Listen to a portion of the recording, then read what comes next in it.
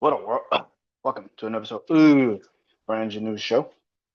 As you know, I am Brandon Janeau, and like always on all podcast platforms everywhere, BrandonJaneauShow. Social media platforms, Instagram, Threads, Brandon Janeau, Facebook, The Brandon Janeau Show, um, and of course, TikTok, Brandon Janeau Show. Shout out to everybody on TikTok that's been subscribing, commenting, all that on my page. Appreciate you. Um, yeah. Uh, so follow me on all social media platforms. Where you can go though is the YouTube channel, Brandon News Show. Go there. Um, watch the visual. Yes, watch the entire visual. The clips, the shorts that I post. Then do one a day. I need to. Um, but yeah, it's Tuesday, so you already know what it means. Brandon News Show. It is I Bleed Sports. Oh yeah. Oh yeah. Oh yeah. A lot of stuff is going on. We got the NBA playoffs in full swing. Talk about that. A couple teams have lost already. I talk about those teams, particularly two teams. And I will be starting my NFL prediction show. Uh, First team today is going to be the New England Patriots. So I'll talk about them. How I feel about their season coming up. Yeah, but let's start it off with what everybody wants to talk about: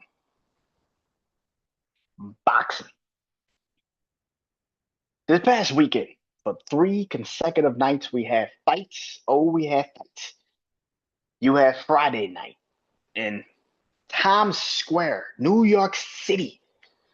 You had the return of not just one, but two fighters, Devin Haney and Ryan Garcia, both returning after a year after their massive controversial finish of their fight. Well, the finish wasn't controversial, but the fight became controversial after it was all said and done. And just to throw another boxer in there, Teofimo Lopez was also returning to the ring. That was Friday. Saturday, oh, it was Saudi. Saudi Arabia hosted for the first time ever Canelo Alvarez. Canelo Alvarez, uh, for the first time ever boxed in Saudi Arabia. Um, Fight was interesting, and the Saudi card was amazing. Both of those cards, by the way, was put together by Turkey Al Sheikh. And then the third fight was Sunday, Cinco de Mayo Day. Um, the Nightmare. Um, Finally fought on American soil for the first time in what 4 years? I think they said for the first time in almost 4 years, they finally fought on American soil. He finally fought on American soil. Inoue finally fought on American soil for the first time in 4 years. In Vegas of all places. Oh yeah. Sorry about that. It's raining. I can't do anything about that.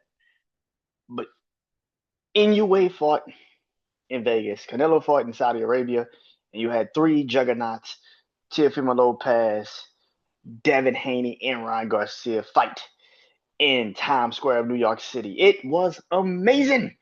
Those cards, those fights, those moments was built to be the hit of all the hits. 3 consecutive nights of boxing, ladies and gentlemen. 3 consecutive nights of boxing. Friday, Saturday, Sunday. We had it all. I'm saying all that to say two of those nights we could have done without. We could have done without those 2 nights. Yeah. I'm hyping it up because the fights itself sucked. It sucked. It was bad. Oh, good God Almighty, it was bad.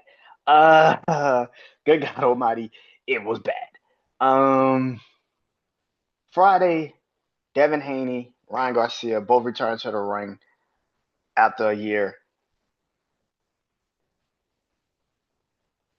I don't know what to say about those two fights. First of all, let me say I said this a couple weeks ago about Teofimo. I said Teofimo was going to go out there and have the best match. He was gonna show what he's capable of. Now, the one thing about Teofimo Lopez, and I always say this shit, he has moments in the fight when he knows he's winning, he just decides to lose fucking focus, and then he gets tagged. That's what happened in the Barbosa fight. He was winning, he knew he was winning, and he dropped his hands for a second, and boom, got jabbed, and he immediately said, "All right, I'm done with that shit." That fight that they had was cool. Teofimo just was better than him. He outclassed him. He was faster. He was quicker. Teofimo looked like Teofimo, exactly the way I thought he would look when he got in the fucking ring. I'm not surprised by how he boxed. I said this weeks ago that Teofimo was going to have the best fight on the fucking card because he's the better boxer. I'm not surprised. He showed his dominance. He did his job. Now, where the problem kicks in, truly kicks in, um, is that the other two fights did not live up to what it needed to live up to. I mean, I don't know what people thought those other two fights would be. I do not know. But for what it was, let's talk about the Devin fight, right? Let's talk about the Devin fight. Devin looked completely and utterly shell shocked. He still looked like he the first couple of rounds you can tell he would throw something. He would throw a punch and he would just tense up.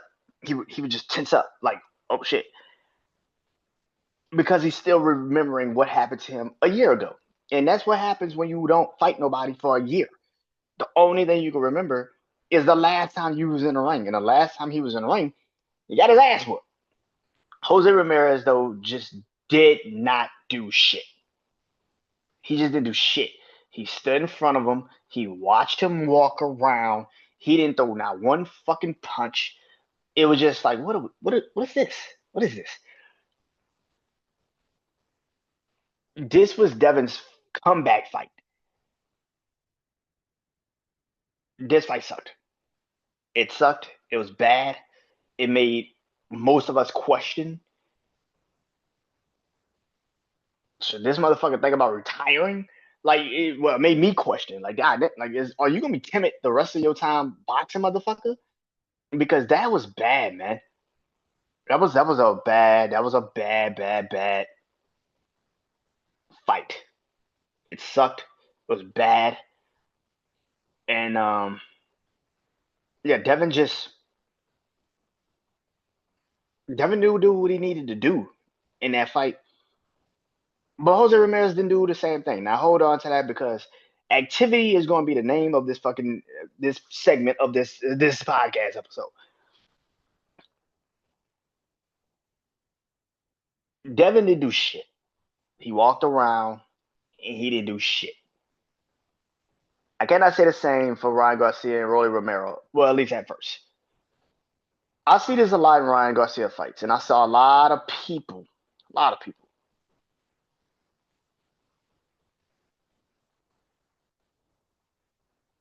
sit there and say, this is what Ryan Garcia looks like when he's not on Austrian, when he's not on PDs. This is what he looks like. And I would tell you, that's what Ryan looks like when he has to box somebody that has his power, his strength, that can tag his ass. That's what he looks like. Don't get the Luke Campbell fight fooled. Like, Luke Campbell couldn't catch him. He knew Luke Campbell couldn't catch him. He got tagged, in the second, third round, just like every fight that Ryan has lost. He's been tagged in the first two rounds because he gets comfortable in the first round, thinking he got it understood and got it figured out, and then he gets fucking tagged in the second round. It happened in the Luke Campbell fight, it happened in the Tank fight, and it happened in the Rolly Romero fight. He does this shit every time he's in a fucking fight. He thinks the first round, oh, I got everything established. I know who I am. I know what I can do. And then he gets tagged. And then he reverts back to what I said when I said, but I posted that clip on social media Friday after the fights. I posted that clip on Friday. Ryan Garcia and Devin Haney both have tails. They have tails, man. And you know, they have tails. The problem with that is the tail what Ryan is, he's not a great boxer. And I've been said this about Ryan. Ryan is not a great fucking boxer. He's not. What Ryan is a counterpuncher. I wouldn't even say he's a counterpuncher. He's a knockout artist. Ryan's a fucking knockout artist. He's like Deontay Wilder. He's a smaller Deontay Wilder, where he believes in his left hook so much that if he catches you, you're probably going down. And he knows that. The problem with that is he believes in it too much. And he doesn't work on anything but that left hook. Yeah, but here's the thing. Ryan has a better jab than fucking Deontay Wilder. Deontay Wilder jab sucked. He could not jab for shit. But Deontay Wilder Ryan Garcia cannot set up shit if you paid him to. He can't set up shit. He can't set up the left hook. You can jab all day, but if you can't get a good 1, 2, 3 off, you can't create the combinations and shit like that. What the fuck are we doing? Ryan Garcia is not a fucking boxer. How many times have I told people this shit? Ryan Garcia is not a fucking boxer. He's a fucking knockout artist. So when you're actually fighting against actual fucking boxers, or at least people that's just like you, have the power, who have the strength, who can keep you off, and can kind of game plan against just that left hook, what are you? Ryan has no footwork. He doesn't have the boxing IQ like y'all think he does. Ryan is not that guy. He's never been that fucking guy. Ryan believes in his left hook. And if he doesn't get the left hook off, he's fucked. He's fucked. And that's kind of how I look at Ryan Garcia. Ryan Garcia is not a actual fucking boxer. He's not.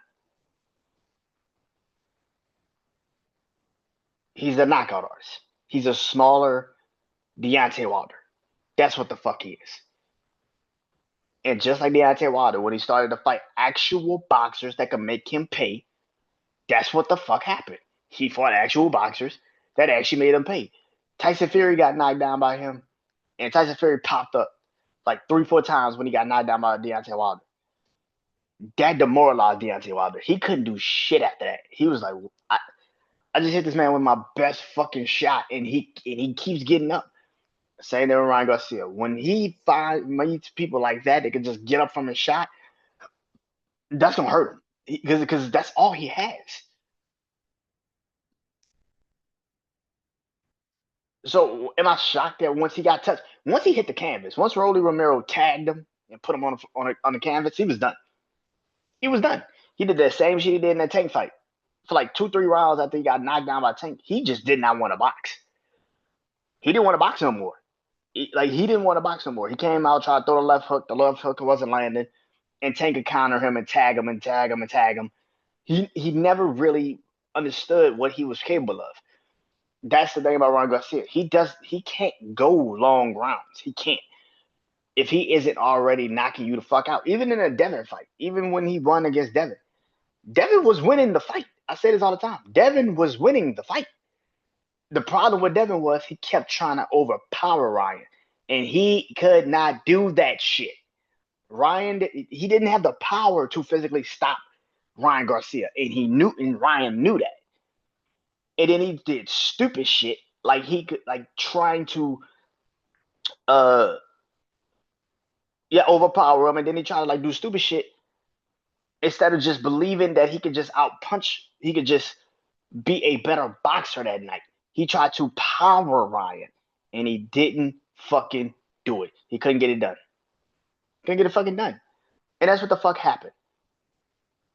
Ryan is not a fucking boxer. He's never been a fucking boxer. He is a fucking knockout artist. That's all the fuck he is. He is a lightweight junior welterweight Deontay Wilder. He's got that one punch, If he lands it, night night. If he doesn't, it's gonna be a long fucking night for the kid because he can't fucking do anything else. Devin Haney was just stupid in that fight. Very fucking dumb. And he kept putting himself in bullshit positions, and he should have never done it. Which moves me to Saturday. This card was okay. Wasn't crazy. The Baconi fight. Baconi just dude was taking punches. Baconi was hitting the fuck out of dude. But he just would not fall, which was kind of crazy because if he would have if he would have failed, man. But everybody's talking about the Canelo Alvarez, the main event, Canelo Alvarez, right versus William Skull. Did I say earlier that this segment of this is called activity? The moment after this fight, I saw people immediately crying about how William Skull did not fight Canelo Alvarez. Canelo Alvarez, even after the fight, literally said, "I hate taking fights like this, because all they want to do is just run. They don't want to box and all this other shit." Bruh, Canelo, all due respect, shut the fuck up. With all due respect, shut the fuck up. You took this fight because he had your belt and you wanted your belt back. Shut the fuck up. You acting like this, like you couldn't have. You fought this dude. You knew the game plan. You knew what he was going to do already. You knew what he was capable of already. And yet you still chose to let him run around the ring, not engage. That's on you. Canelo Alvarez has never been in a fight where Canelo Alvarez can talk all that shit. But, bro, you've had worthy challengers that would have given you what you wanted Saturday night, and you chose not to fight them. I don't feel one sense of fucking sorrow for fucking Canelo Alvarez. There was a bunch of fucking people that wanted to fight Canelo Alvarez, and he chose not to fight them because he thought they weren't a big name, David Benavidez, and he chose not to fight them. Fuck out of here. Canelo Alvarez can kiss my ass. You sitting up there trying to create bullshit, talk about some, that's why I like taking fights like this. My nigga, cut the ring off. I've seen Canelo Alvarez go up, and when he wanted to engage, he engaged. I've seen it. Amir Khan, Caleb Plant.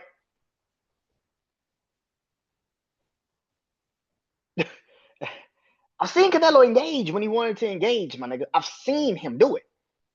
Sugar Shane Mosley, Miguel Cotto. When you wanted to engage with motherfuckers, you've engaged. You want to punch, you'll punch. The fact that you sitting there now crying about this man running around the ring, bro, cut the fucking ring off. We didn't come to see William Skull. We came to see you. And you treated that fight like you didn't give a fuck. You knew you were going to win.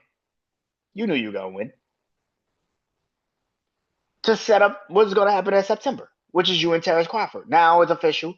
September 12th, it is happening. Crawford, Canelo, it's happening. But you sat there with a straight fucking face on TV after that fight and said, "Man, I wish you would have tried to fight more." I'm sorry, nigga. Was there not two people in that ring? And these dumbass fanboys gonna sit there and say, "But he could have, but he should have engaged." Again, is there not two people in the fucking ring? I didn't come to see William Skull. I came to see Canelo. Make the fucking fight interesting, motherfucker. Go get him. Go get him. And you didn't do it. Why?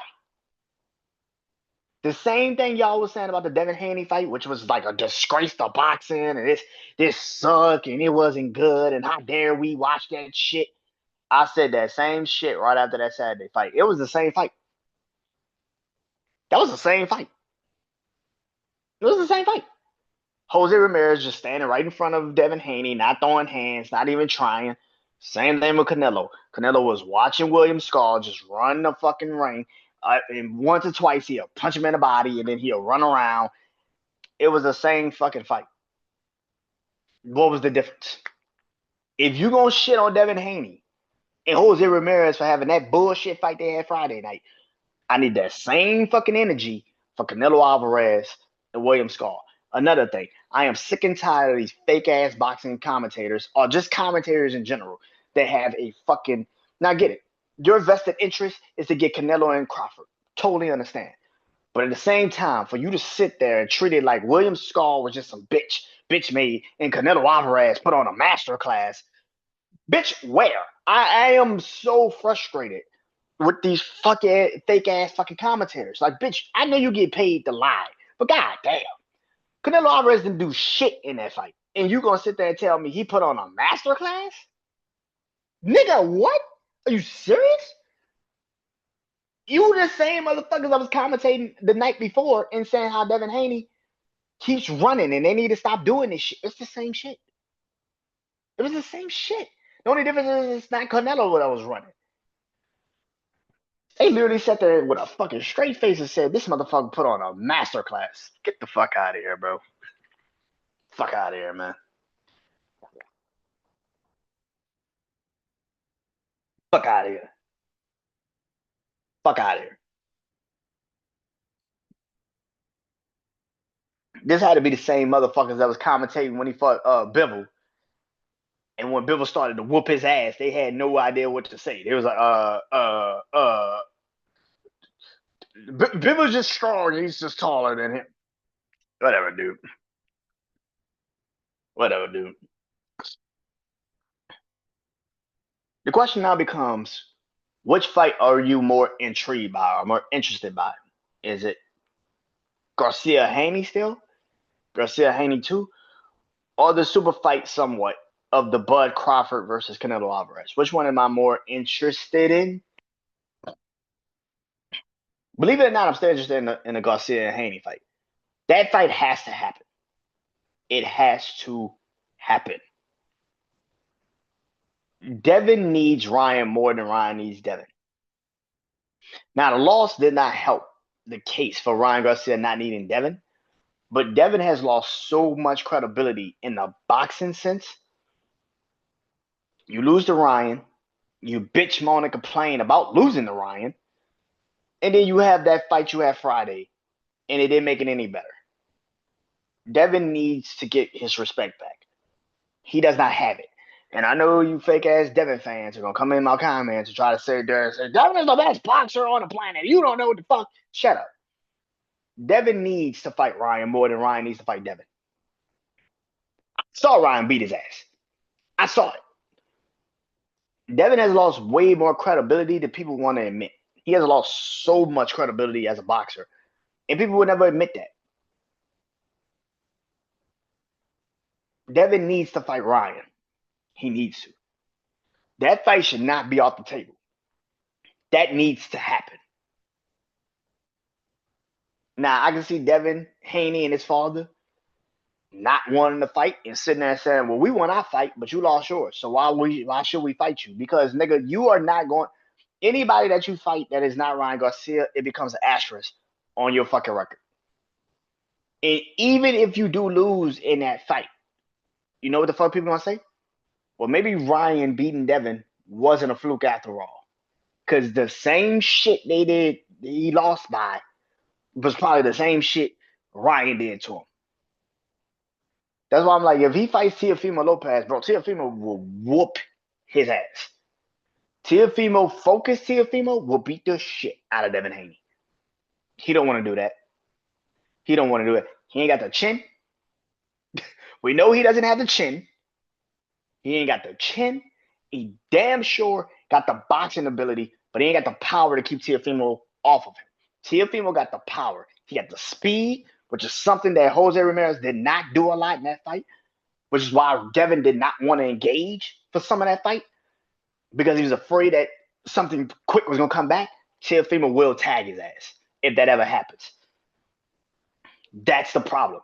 Devin cannot fight someone that he knows is physically better than him. He can't do it. He needs to fight Ryan, get that fight under his belt, And then after that, you want to then fight somebody else, then go ahead and fight somebody else. But that fight has to happen first. Because if not, if somebody else beats you, then guess what's going to happen? Ryan really didn't take no PEDs. He didn't take no Austrian. You just created that shit so you can get out the fight, so you could cry like a bitch and get that nigga and get your number and get your undefeated streak back. That's all the fuck you going and people gonna sit there and say. You have to fight Ryan. You need Ryan way more than Ryan needs you. When it comes to Canelo and Bud,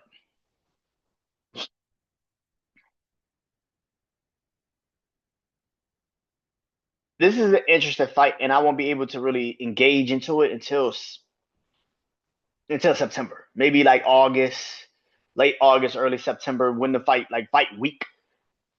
I would say this: Canelo has not really fought too many people that are like Terrence Crawford. I can literally name the people that Canelo had to be very cautious of when he fought them. Floyd Mayweather, Triple G, Dimitri Bivol. Those are the three people that Canelo had to be cautious of when he fought them. Two of them he lost, clearly lost to Floyd. He clearly lost to Bivol.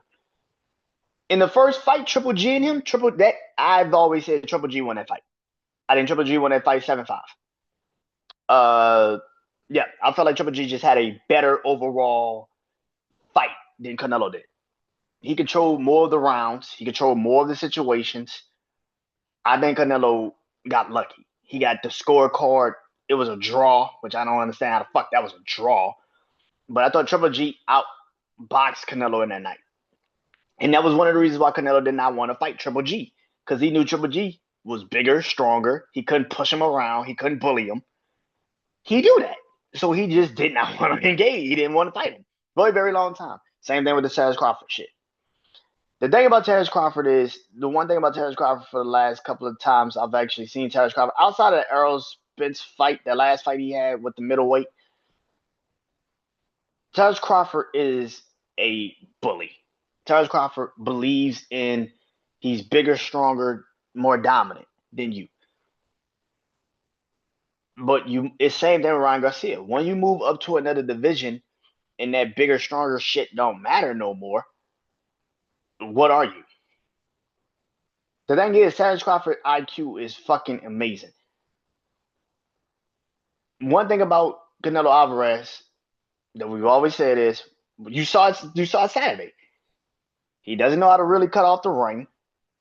If you can jab him and make him re-engage, like have to re-engage every time he kind of comes in, you could jab him, you keep a distance on him, he would immediately stop and then try to like re-engage. And then he might run in and try to hit you. Terrence Crawford has the ability to switch southpaw and unorthodox.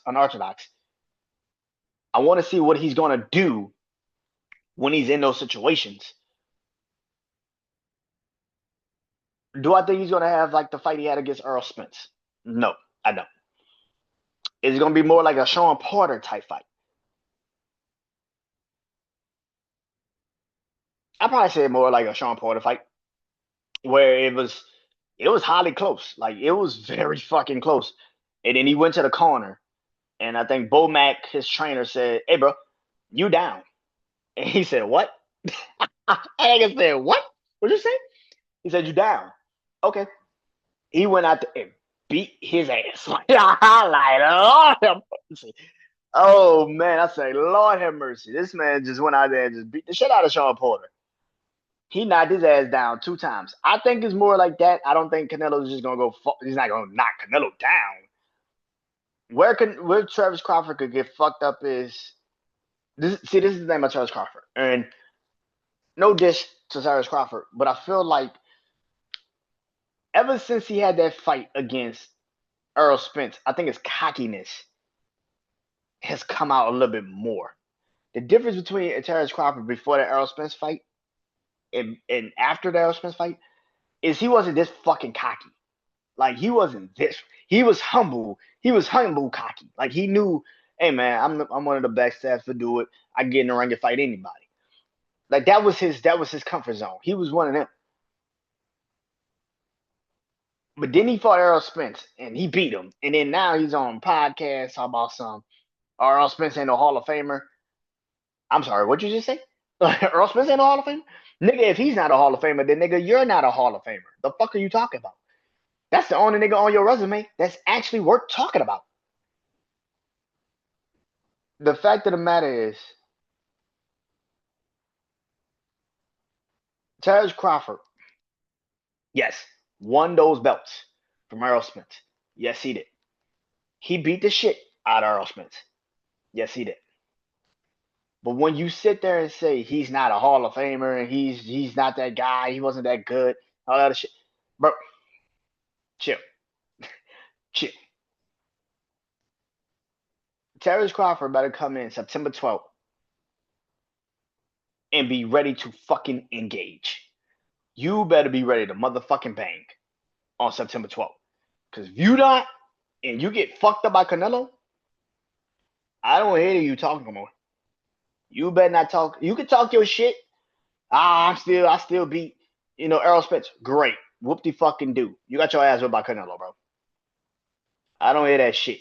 And if Canelo wins this fight September 12th,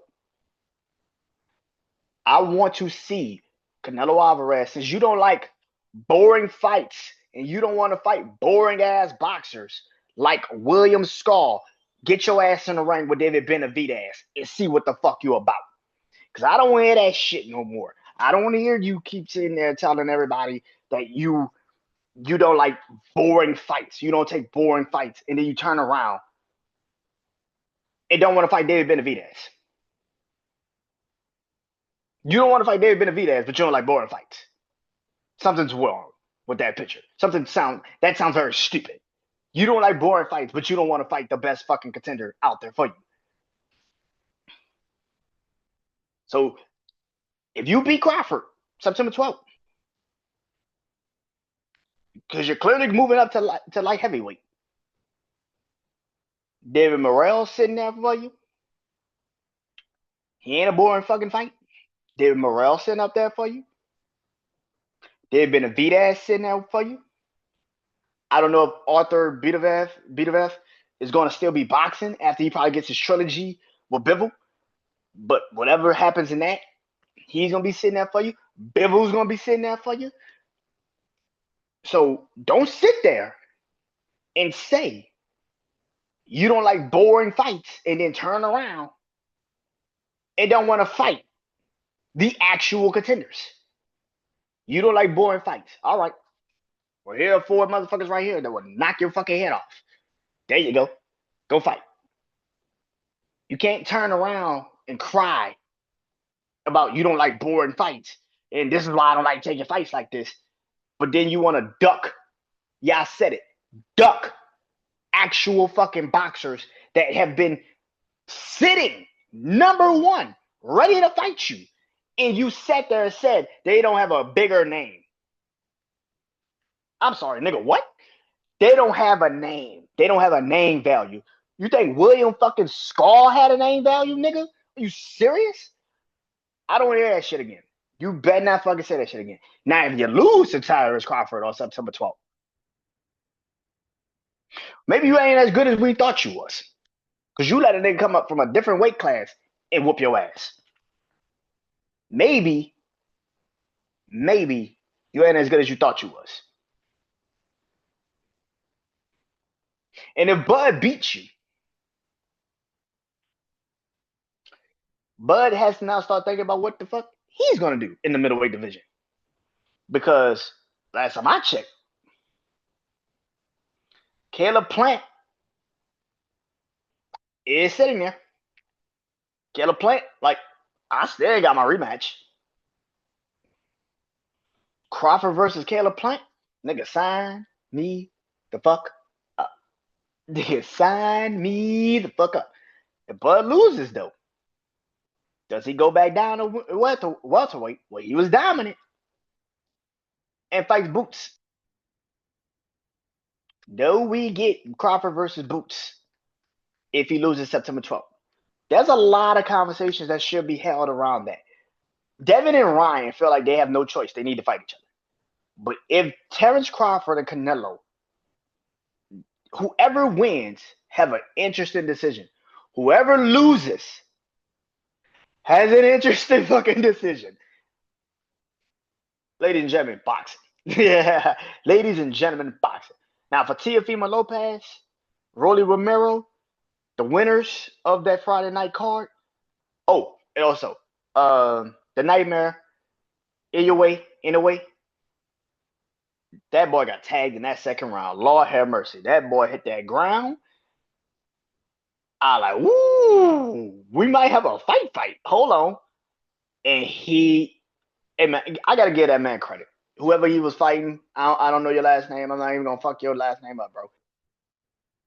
That man took a beating after that second. He took a beating after that second round. Oh my god, yo, he took a beating. Anyway, it was like, you got me, all right. Then let's really get it going. Anyway, it was just on his ass, man. Oh my god, man. I'm surprised he lasted what to like the fifth, sixth round. Like I was like, man, hats off, bro. Cause I them punches he was taking was unreal. I'm like, damn, just tap out, bro. It's not that serious. You just tap out, bro. You got a family. I don't even know. I was creating shit in my mind for this guy. I was like, yo, you got a family, you got kids, you got a mama, you got a daddy. Like, come on, bro. You don't need to do this to yourself. It's not that serious. Anyway was whooping his ass. I was like, Lord have mercy. I said, all he did was just punch you in your face and made you fall. Like, why are you trying to kill this man? Oh man, that shit was bad. Oh my god, that was bad, man. That was bad. Um, I don't know what Inoue does next. I mean, he's what, a welterweight? I think it's a featherweight. Featherweight. Does he move up to lightweight at some point? Junior lightweight. Um, it wouldn't be hard. I mean, he's pretty much dominated the featherweight division. He's 31, 32 years old. Like my age, he's close to my age, like 31, 32. So you don't really have that much more to go. Like, bro, like I would probably think about moving up to junior lightweight. I would move up to junior lightweight, then go to lightweight. And in the lightweight division, if you look at the lightweight division right now, they need some new plenish stars in the lightweight division. I mean, Ryan Garcia has left, Devin Haney has left, Teofimo Lopez has left. They all are junior welterweights. The only two people that's still in the lightweight division is Shakur Stevenson and Tank Davis. So, and Lomachenko, if he ever decides to come back. Um, so hell yeah, I would love to see what that fight looks like. I think those two fights would be pretty damn interesting. But yeah, basketball. Now listen, shout out to the Rockets, the Clippers, the Lakers. Who else? Yeah, Rockets, Clippers. Uh, they are the new assembled teams of Vacation Island. Uh, listen, Detroit Pistons. Listen, man.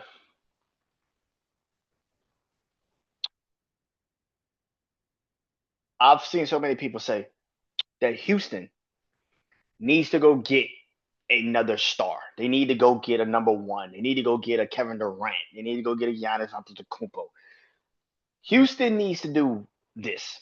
Houston, Houston needs to establish who the fuck number one is. Who are you playing through? Is it Jalen Green? Is it Asad Thompson? Is it Shangoon? Not me personally. It would be Shangoon. Shangoon could dribble. He's. I'm not saying he is, but he has the skills and the talent level to be your Joker with actual defensive presence. He's actually a good defensive player. The Joker is not. Joker is not really that great at defense. The Joker has a Shangoon has a chance to be your Joker. If I was Ime Udoka, who's already a really great coach, I this offseason will call Mike Malone, the former Denver Nuggets head coach. I will call Mike Malone and say, okay, how did you get the Joker to be the number one option in an offense? How? Like, how did y'all build that? Because you didn't know what you had until a couple years went by. I know what I have in Şengün. He's got that already. I know what I have. I just need to put it together. What do? You got the Jamal Murray. You got the Jamal Murray in Jalen Green. You got your like a Michael Porter, Aaron Gordon type, and Asad Thompson. And then you have the other Aaron Gordon, Michael Porter kind of sense, and Jabari Smith, who, by the way, came off the bench in this series. I get it because you thought Dylan Brooks could kind of get in Steph Curry's head and all that other shit. But Jabari Smith should be in a starting rotation. I don't know what the fuck going on. You kind of have your Denver Nuggets. That's why I said call Mike Malone. Mike Malone could actually help you with that team because he could figure out what the hell this team is. I will play through Şengün. I would not trade any fucking piece of that team for Kevin Durant or even Giannis for that sense. Like, I wouldn't trade none of them for Kevin Durant or Giannis. See, this is the problem I have with sports media. You want me to break up my fucking team because you want me to go get a star? I got stars. They just ain't there yet. They're not Kevin Durant caliber of stardom. No. But my core is too important to the actual movement of that. That's the problem with a lot of these fucking teams. You saw it with the Brooklyn Nets a couple years ago when they had to break up everybody to go get Kevin Durant and Kyrie Irving, and they broke up an actual solid team that they were building, and they broke it the fuck up for no reason. Same thing with the Clippers a couple years ago when they had a really good team, and then Kawhi Leonard signed, and then you traded away Shai Gilgeous-Alexander for Paul fucking George. It's people don't remember that. Like, they traded, say, Gilgeous-Alexander. The Clippers had drafted him. He was coming into his own. And you traded him for Paul fucking George. Nigga, how? Oh my God, I still question that decision till this day. That is the dumbest fuck. Now looking at that trade, because you gotta realize what the Thunder gave up. The Clippers gave up what? Picks? All that shit to get Paul George. But you traded away one of the most valuable fucking pieces of the core moving forward. Something that you probably could have used in the fucking playoffs this year. Say Gilgeous-Alexander. When Kawhi Leonard was hurt, say Gilgeous-Alexander could have did an amazing job of keeping that fucking ship afloat. But no. You traded him for Paul George because you wanted instant success. That is what I'm looking at with the Rockets. Do not trade somebody like Jalen Green or Şengün or Asad Thompson or Jabari Smith, Reed Shepard, Cam Whitmore. Don't trade none of these fucking players for instant success. Kevin Durant's in his late 30s. You're trading maybe early 20s for late 30s because he can still put up 30 points in a game. That's stupid. The thing that you needed to do more than anything is establish who is your number one guy. That's what you got to do. Establish who is number one on the team. When we're in these playoff situations, who can we dump the ball down to and say, hey, bro, go get the basket? To me, that's Şengün. Then you can build, okay, Jalen Green, you're second. Okay, Asad Thompson, you're third. Or Jabari Smith, you're third. Defensively, offensively, like, bro, I don't understand the decisions of people that sitting there saying, oh, man, trade Giannis, trade for Giannis, trade for Kevin Durant. Why? What do you get from that? You're trading for people that's already there. And that's another thing that people don't understand. That people just do not understand. I'm not trading for what you used to be. I have to trade for what you are now. And what you are now is not going to help me. I'm not trading for what the fuck you used to be. I'm trading for what you are now. And what you are now is just a piece. You're a piece of a team. Something my brother Wine said today. And he's right. If you trade for Kevin Durant, he's a piece of a team. He's not the actual player that he used to fucking be, man. You're trading for a guy that could put up, what, 30 points maybe? If he stays healthy? And that's a massive fucking if. If I'm Houston, I'm keeping my team together. That's stupid. Detroit has the number one, Cade Cunningham. They just have to put the team around him. That's it. They just got to put the team around him. Now on to the Lakers and the Clippers. Los Angeles problems, man. Let's do the Clippers first. James Harden. James Harden.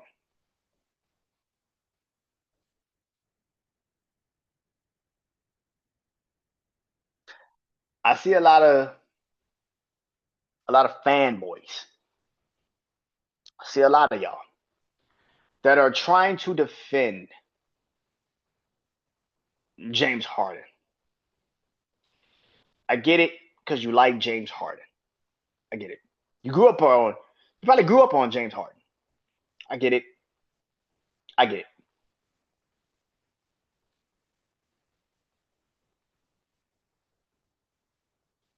It does not change the fact James Harden is a fucking choke artist in the playoffs. How many times has this man been in these situations and he has shit the fucking bed? How many times? In Houston, he was a fucking choke artist then. In Philly, he was a choke. In Brooklyn, he was a choke artist. In Philly, he was a fucking choke artist. And now you got the choke artist part 4 with the Clippers. James Harden, for all the offensive success he's had in the regular season, postseason,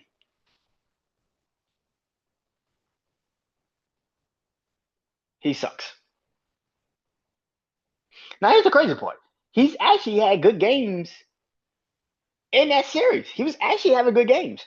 That is why game 7 is so fucking alarming. Because he's like, bro, you actually had good games in the series.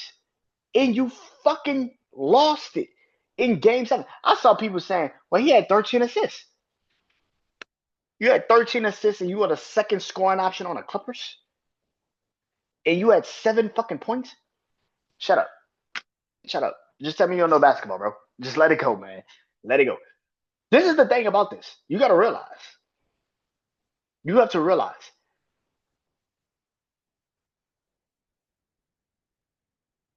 James Harden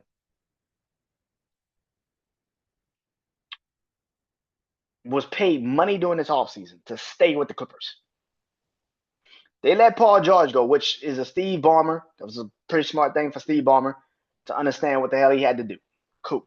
He had to get rid of Paul George. Now looking at Paul George's season that he had was bad. He didn't do shit this whole season. That was a good decision. The reason why I also felt like that was a bad decision though, because you paid the lesser of the two evils in a sense. They're both fucking evil. They're both bad. Like it's bad. You paid the lesser of the two evils. It's both bad, nigga. Like James Harden did not deserve to get that contract that he got this offseason. And he got it anyway. Why? I do not fucking know. That was very stupid. You shouldn't have never done it. You should have built the team actually around Kawhi Leonard. If he was healthy, that's another thing. We haven't seen Kawhi Leonard healthy in years. I mean, years.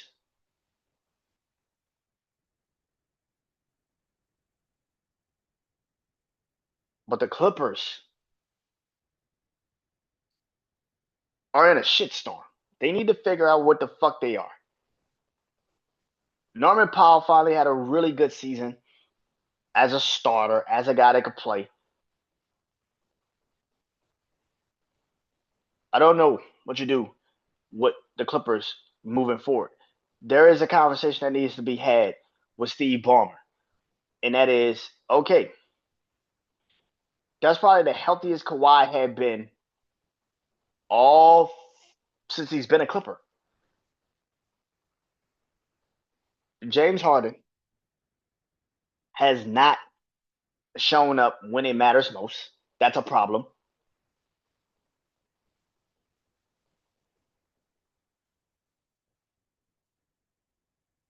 And you will put your team in more bullshit trying to protect these two. For what reason?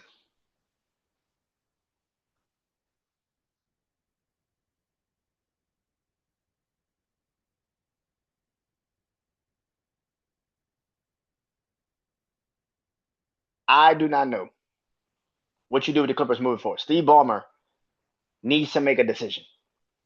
The decision should be, do we continuously move on with the Clippers as constructed, or do we say, fuck it? Somebody's going to trade us for Kawhi and James Harden. I don't know if you can move off from the James Harden contract. That's a hard thing to do because now teams actually really know now. You can't depend on him in the playoffs. You're just not going to be able to depend on him in the playoffs.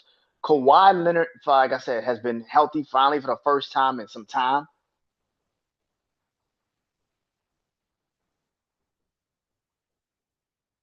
This might be the only time where you could kind of use Kawhi Leonard being healthy and actually flip him and get something for him.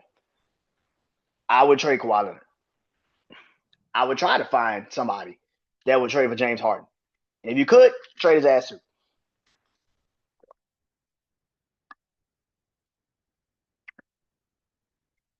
Which brings me to the Lakers. The Lakers, the Lakers are a very interesting one, right? If I was Genie Bus, right? If I was Genie Bus,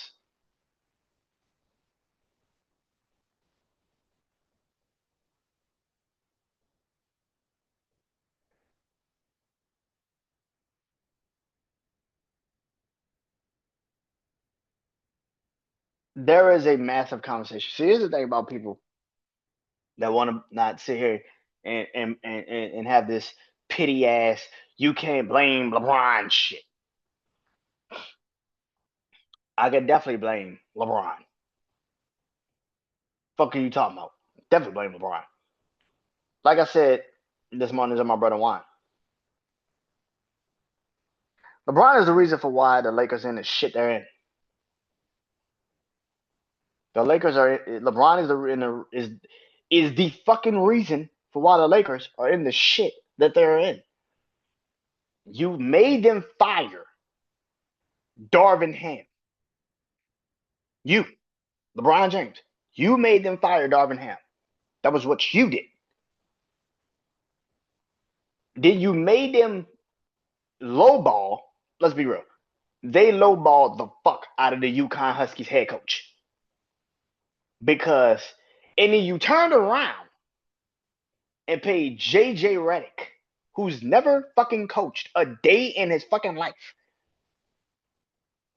more money to be the Lakers head coach because he had a podcast with LeBron James last offseason. Fuck out of here. Fuck kidding me. And then you drafted Dalton Knecht, who is one hell of a scorer. Sorry. And then you drafted Dalton Knecht, who's one hell of a scorer. And in the second round, where you could have got some size, you could have helped yourself out with the center situation, the big man situation. You you go out your way and you draft LeBron's son, a kid who, by the way, you could have just signed as an undrafted fucking rookie. and gave him the same contract you gave him when he got drafted. Because LeBron's not going to have his son not have an actual standard contract. And he could have did the same shit he did this season, going back and forth with the G League. He could have did that as an undrafted fucking rookie. But you wanted to make a fucking presentation and draft him in the second fucking round. Okay. Season progresses.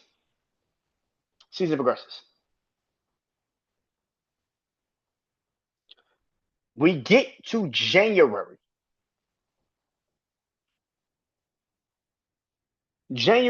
February. Right? February 1st, to be honest. Because it was my birthday was on that Friday. My birthday was that Friday. The next day was February 1st. I remember it because I had to do a podcast episode for Wrestling Life that I do on the Royal Rumble.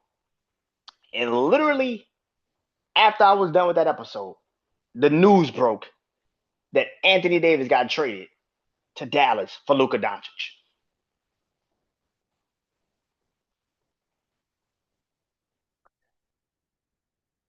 So, you traded Anthony Davis, who is, by the way, your only fucking rim protector. You traded him away for Luka Doncic. Come to find out, we find out it wasn't even Dallas. It wasn't even the Lakers that called Dallas. It was Dallas that called the Lakers to say, "Hey man, hey man, we're gonna give Luka Doncic up. You want to trade us Anthony Davis?"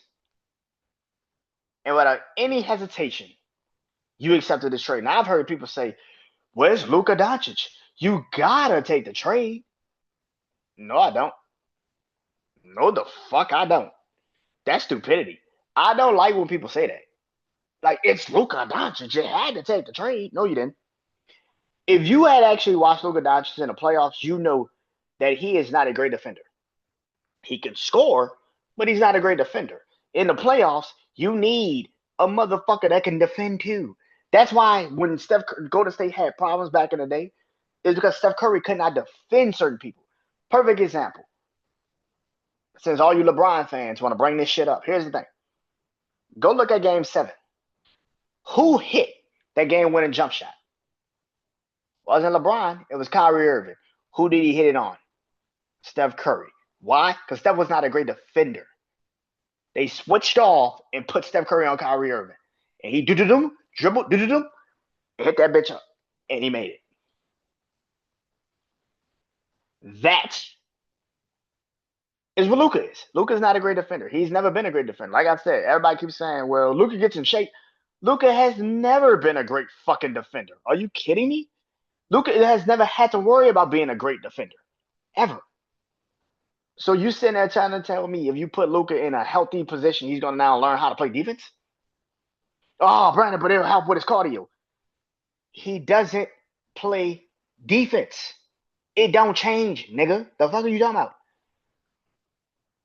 I don't understand this. The Lakers situation is a byproduct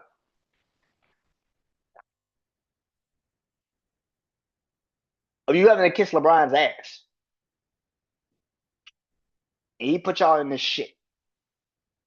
Me personally, I would trade LeBron's ass tomorrow. I would say, hey, bro, I don't care if you opt in or opt out. You opt in, we trading your ass to Charlotte. I'm getting some picks out this shit. We trading your ass to Charlotte. We trading your ass to Chicago. We trading your ass somewhere because your ass can't stay here. You cannot stay here.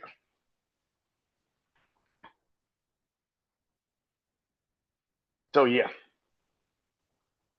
Yeah. And before I get off of here, NFL. Yeah. Now, the NFL draft has happened. It happened last week. I got a lot of people in their feelings over this past week because of what I said about Shedeur Sanders. Oh, don't get it twisted. I'll be talking about him Nah, it's gonna take a couple weeks.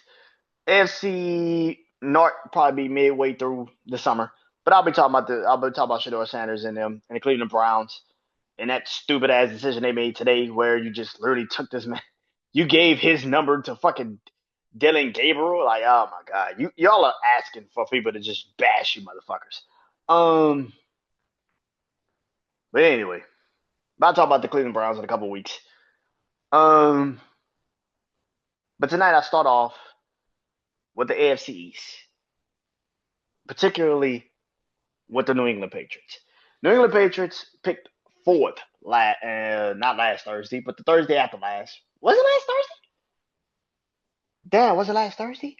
Fuck me. Good God Almighty. Damn, the draft felt like it was like last week. Was it last week? Oh, it was 2 weeks ago. Okay, yeah. No, it was. Damn, what the fuck? Yeah, it was like last week, April 26th through the 28th. Excuse me. Damn. So yeah, like no, it wasn't last week. It was the week after last. Yeah, so 2 weeks. The Patriots picked fourth overall in the draft. But before they picked fourth overall in the draft, the Patriots off season they brought in a man who played in the Super Bowl last year and Melton oh God Almighty Melton Williams.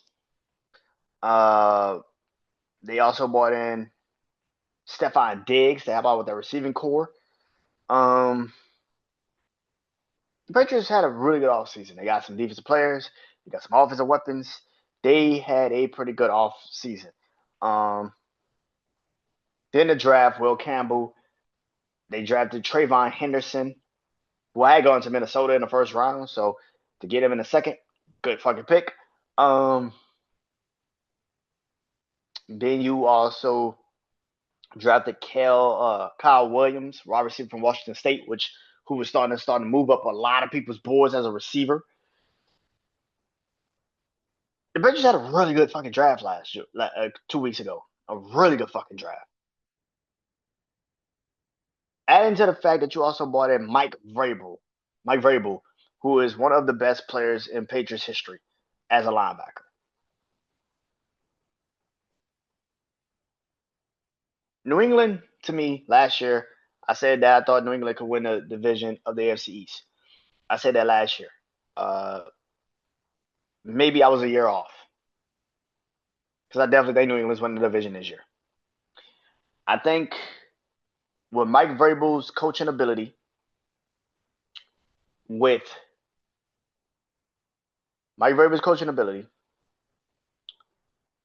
Drake May taking another step, and this is all on Drake May, just like Caleb Williams, just like Jaden Daniels, Bo Nix, Michael Penix, and JJ McCarthy is the last one because he never really got a chance to play last year. Michael Penix got 3 games. Drake May got what, like 4 or 5? Bo Nix was the starter right away. Caleb Williams and Jaden Daniels were starters right away. Drake May, they have built this team around you to make you feel as comfortable as you possibly can. They gave you not 1, but 2 running backs. They had Ramondre Stevenson already there, and now they just gave you Trayvon Henderson. You have now Jalen Polk, Stephon Diggs, and Kyle Williams. You always had a good defense. Now you have a stellar defense. Your offensive line got somewhat improved. Will Campbell, I think they drafted a couple offensive linemen also in this draft too. And they drafted a kicker. The Patriots have everything right there. And I'm looking at the AFC East, and I talk about these teams moving forward. Of course, next week I'll be talking about the Buffalo Bills. But the Buffalo Bills, I feel like, have a situation where they're just trying to put shit. They've been trying to replace Stephon Diggs, and they can't do it. They've been trying to replace Stephon Diggs, and they can't fucking do it. And not just Stephon Diggs. They've been trying to replace Gabriel Davis, too. They lost 2 receivers last season. And they can't fucking do it. You got Elijah Moore. Really? I'll talk about the Bills next week. But I truly feel I would not be surprised if the Patriots the only team that gets out the AFC East and wins the division. I got the Patriots 11-6. 11-6, 12-5. That's my record for the Patriots this upcoming season. I know it sounds crazy. I know it sounds absolutely nuts. But Mike Vrabel was never a bad head coach. They just at the end of his tenure just started throwing him bullshit and trying to see if it stick. He never had his quarterback. He never wanted Ryan Tannehill. He never could draft his quarterback. He had Derrick Henry, and that was pretty much the offense. You made him trade away A.J. Brown. Yeah. The defense of Tennessee was always pretty good under him. Yeah. I mean, but yeah, I got the Patriots at least 11-6, 12-5. I know a lot of people think I'm very high up on the Patriots because I feel like the Patriots actually have built something. They have something. It's not like they didn't have anything. Christian Gonzalez, the cornerback, this team feels like a team that could just catch fucking fire. You always had a really good center, and now this team this is going to be what it's going to be. The protection's got to stay upright. If Drake May gets protection, he could shred the defense. And looking at the AFC East, Buffalo's alright. Jets, we shall see. The Dolphins, I'm starting to teeter totter on the Dolphins. I'm teeter, and when I say teeter totter, is like, okay, are they gonna be really bad, or are they gonna be bad enough where they're kind of middle of the packish? They're not completely 10th in the pit. They're not in the top 5, but they're like top 10. That's what I felt about Miami. They're not top 5, but they're top 10. That's what I felt about Miami. So yeah, but that is it. Next week, like I said, will be the Buffalo Bills. I'll talk about the Buffalo Bills next week. Yeah, but that is next week. Talk to you guys soon. I am Brian Janeau. This is I Bleed Sports. Peace.